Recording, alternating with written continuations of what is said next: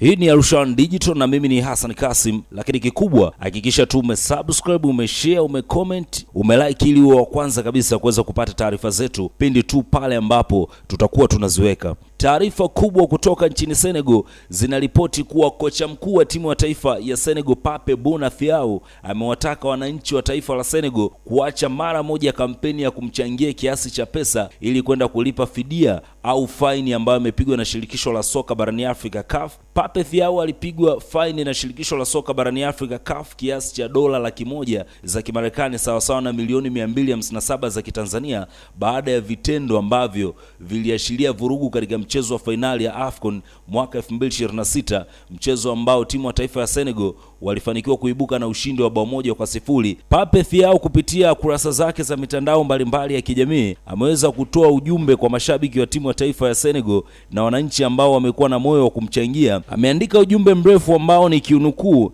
Anasema kwamba familia yangu na wananchi wangu wa Senegal, mshikamano wenu tangu kutangazwa kwa adhabu umenigusa sana moyoni. Nawashukuru kwa upendo ambao mmekuwa mkinionyesha kila siku. Hata hivyo, nawaomba kwa unyenyekevu mkubwa msiandae michango au kampeni ya kuchangia fedha kwa jina langu. Ninapenda na kuthamini sana ukarimu huu, lakini nawasihi muelekeze fedha hizo kwenye sababu za dharura ili kuwasaidia wale ambao wanahitaji sana. Huu ni uamuzi ambao ameuchukua kocha mkuu wa timu ya taifa ya Senegal Pape Thiaw ambaye amefungiwa michezo 5 na shirikisho la soka barani Afrika CAF pamoja na kupigwa faini ya kiasi cha dola 100,000 sawasawa na milioni 257 za Kitanzania.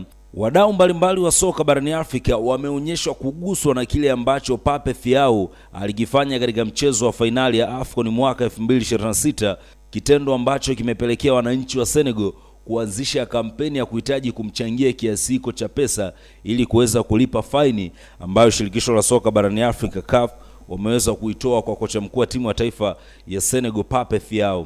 Hii ni Arusha One Digital, kikubwa hakikisha tu umesubscribe ili uwe wa kwanza kupata taarifa zetu.